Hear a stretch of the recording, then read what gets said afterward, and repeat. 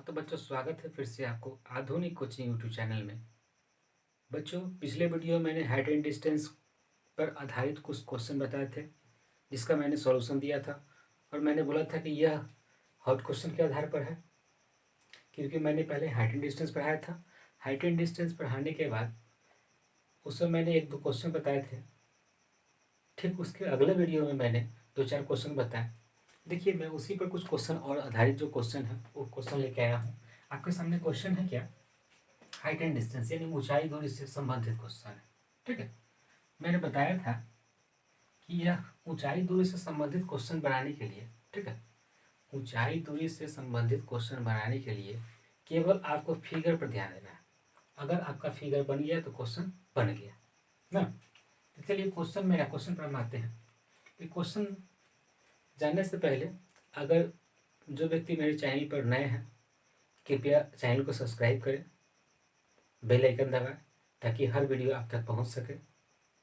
ठीक है, चलिए क्वेश्चन पर आते हैं। क्वेश्चन है, एक मीनार के पाद बिंदु से एक भवन के शिखर का उन्नयन कोण 30 डिग्री।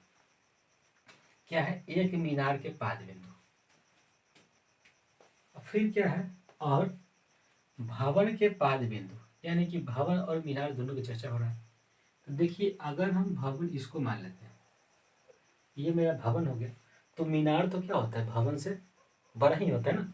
मीनार मतलब बड़ा हुआ और भवन छोटा हुआ, तो मीनार मैं इसको मान लिया।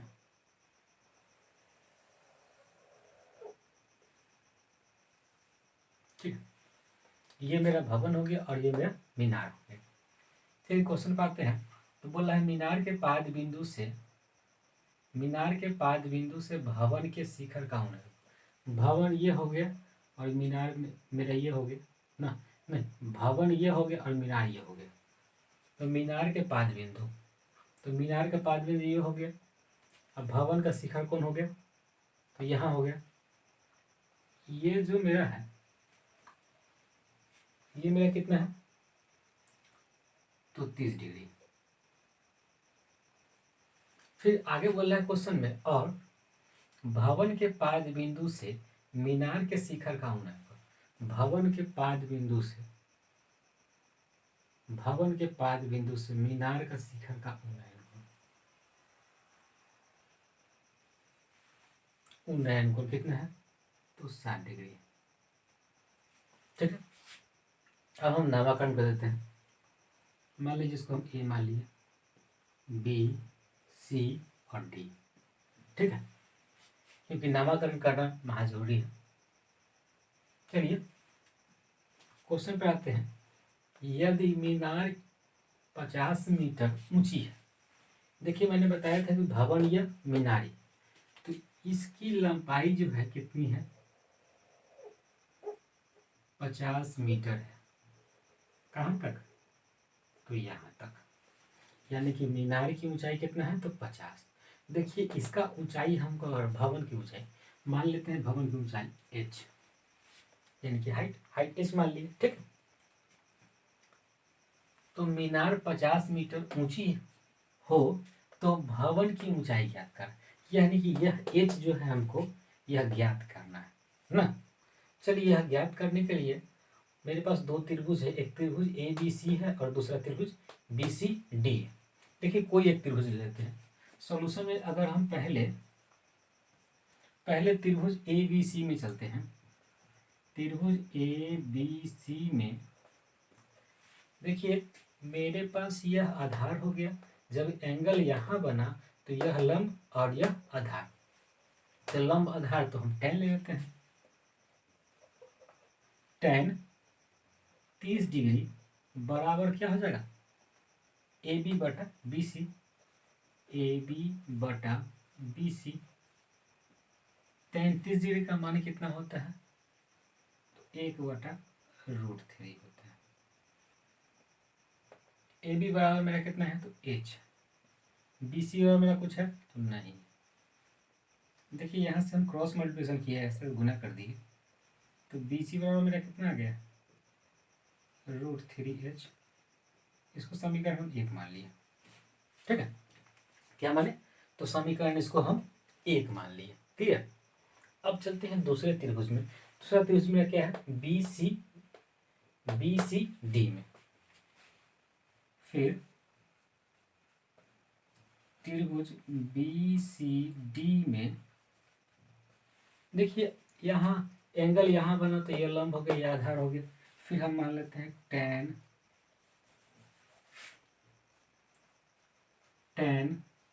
60 डिग्री, 60 डिग्री है ना, tan 60 degree equal to D C, यानी कि सी डी बटा बी सी। देखिए सी डी बटा बी सी है ना,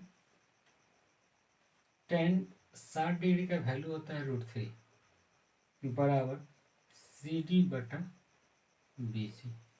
देखिए दोनों समीकरण में लाने के लिए हमको बी सी लाना पड़ेगा एक साइड, इसको हम इधर कर दिए, बराबर को उधर लगा और यह गुना में से दिया भागा में आ गया।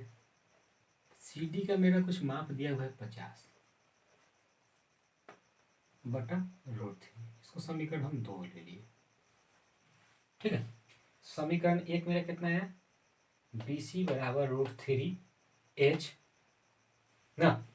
समीकरण 2 कितना है, बी सी बराबर 50 √3। देखिए समीकरण 1 और 2 से, समीकरण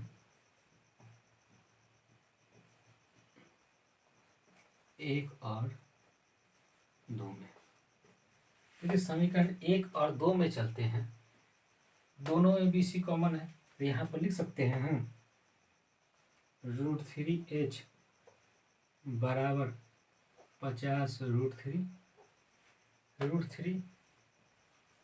देखिए यहाँ h यह गुना में था ना, तो इधर चला गया भागा में, 50 √3 गुने √3 कितना आ गया,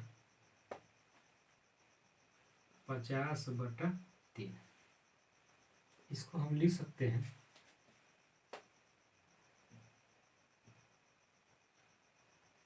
कितना लिख सकते हैं, पूर्णांक तोड़ देंगे इसको, पूर्णांक तोड़ेंगे तो कितना आएगा,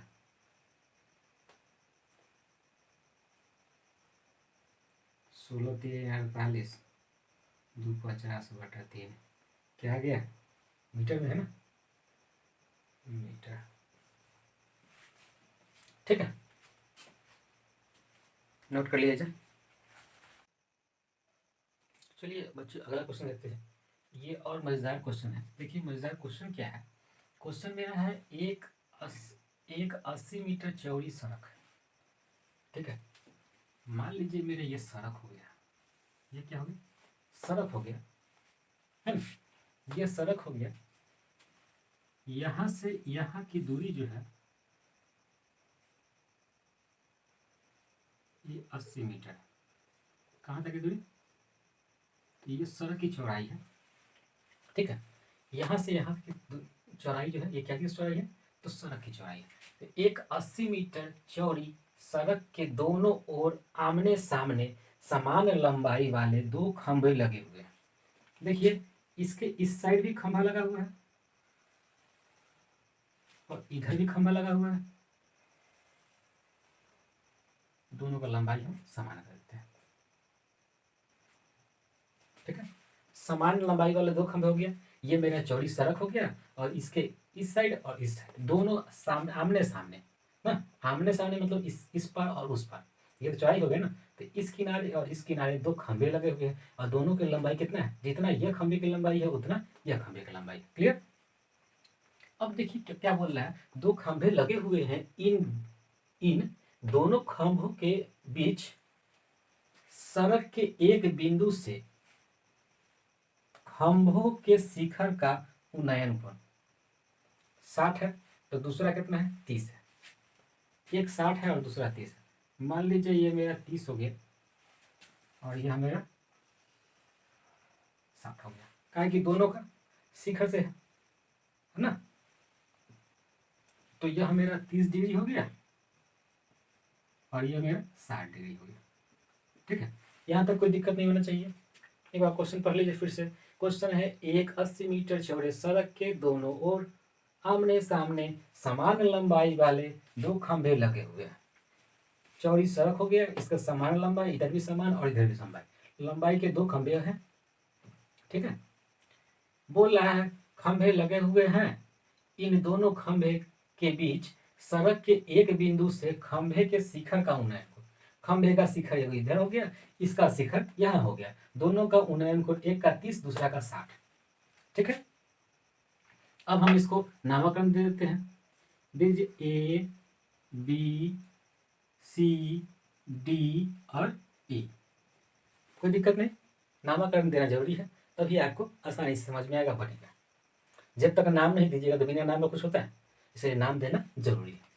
चलिए, अब यहाँ से बी से डी की लंबाई जो है 80 है, तो मेरा बी सी भुजा और सी डी भुजा मान सकते हैं। देखिए, अगर मान लेते हैं हम इसको x, तो ये कितना हो जाएगा 80 माइनस एक्स हो जाएगा, कोई दिक्कत, ये x मीटर और ये 80 माइनस एक्स मीटर, यानी कि बी सी बराबर x मीटर और सी डी बराबर 80 माइनस एक्स मीटर, ठीक है।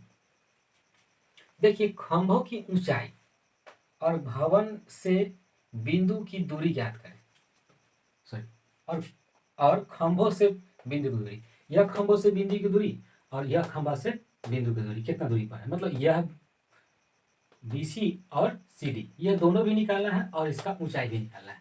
मान लेते हैं ऊंचाई h मान लेते हैं, क्योंकि दोनों समान है, दोनों h हो जाएगा, ठीक है। अब चलते हैं किसी एक त्रिभुज लीजिए, यह त्रिभुज लीजिए, यह त्रिभुज लीजिए, चलिए इसी त्रिभुज को हम लिखते हैं, सॉल्यूशन पर आया जाए। देखिए, बहुत ही मजेदार सॉल्यूशन है ये, बड़ा गौर से देखिएगा, कहीं जाइएगा मत। चलिए देखिए, त्रिभुज BCD लिया जाए, क्या लिया जाए, त्रिभुज ABC लिया जाए ना, ABC में देखिए, ABC में tan लेते हैं, tan 30 डिग्री बराबर क्या हो जाएगा, जब एंगल यहाँ बना तो लंब आधार, तो क्या हो जाएगा AB बटा BC, कोई दिक्कत नहीं, क्या हो जाएगा tan 30 डिग्री बराबर AB बटा BC, लंब बटा आधार, लंब आधार, ठीक है। चलिए, tan 30 डिग्री मान होता है 1/√3, AB मेरा क्या दिया, कुछ नहीं तो मैंने मान लिया क्या h, ये क्या दिया, कुछ नहीं तो x मान लिया। अब क्रॉस मल्टीप्लिकेशन हम कर देते हैं, तो मेरा क्या होता है x इक्वल टू √3, यहाँ तक h बराबर x बटा √3 होगा कि नहीं होगा। इसको हम समीकरण 1 मान लिया। फिर त्रिभुज, दूसरा त्रिभुज मेरा क्या है, दूसरा त्रिभुज में चलते हैं।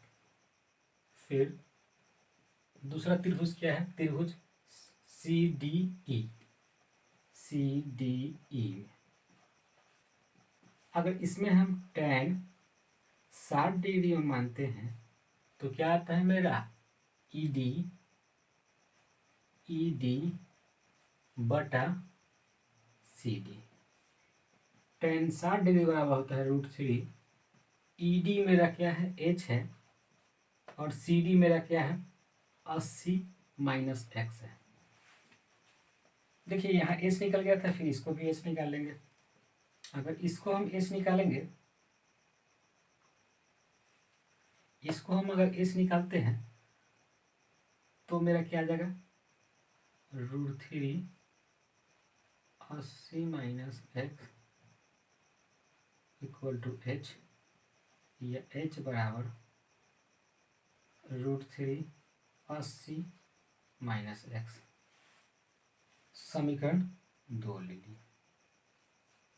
देखिए, समीकरण 1 और 2 दोनों में h सेम है, चलते हैं समीकरण 1 और 2, समीकरण 1 और 2 से हमें क्या प्राप्त होता है, ये s दोनों में सेम है ना, इसलिए h से ऐड करके क्या होगा x बटा √3 बराबर √3 80 माइनस एक्स, ठीक है। यहाँ अगर हम ये √3 से √3 करके क्या होगा x बराबर 3 80 माइनस एक्स,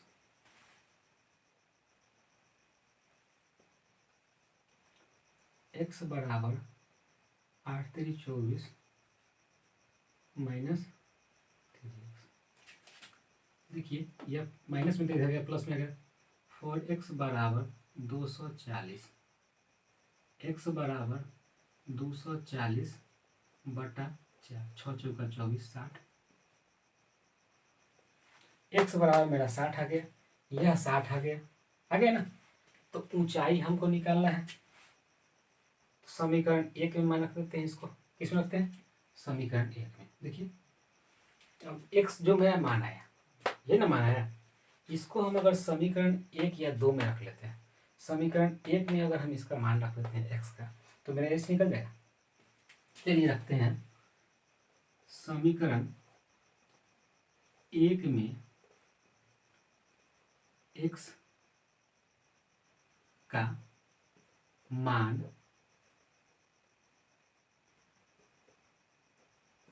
रखने पर, समीकरण 1 में अगर x का मान हम रख दिए, देखिए तो क्या हो जाएगा, h बराबर x मान कितना है 60, या x के जगह पर हम 60 रख दिए बटा में √3। देखिए इसके जब हम लिख सकते हैं √3 गुने √3, ये 3 हो गया, 20 बटा √3, √3 से √3 कट गया, क्या आ गया 20 √3 मीटर। मेरा क्या आ गया, एच निकल गया। देखिए क्वेश्चन में और कुछ दे दिया, ये तो मेरा एच निकल गया, एक्स निकल गया। निकाला गया था ऊंचाई, निकालना था खंभों की ऊंचाई, तो खंभों की ऊंचाई 20 √3 आ गया, यह ऊंचाई। लेकिन आगे इसमें और एक चीज दे दिया, क्या, खंभों के बीच की दूरी निकालना। तो खंभों के बीच की दूरी एक एक्स निकल गया, निकले ना। तो प्रथम खंभों से दूरी कितना हो गया, यहां से देखेंगे अगर प्रथम खंभा से दूरी, प्रथम खंभों से दूरी कितना है, x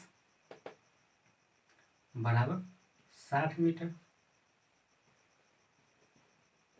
दूसरे खंभों से दूरी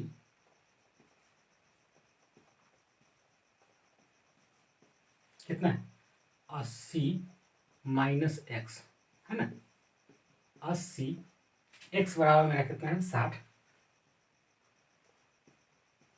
20 मीटर।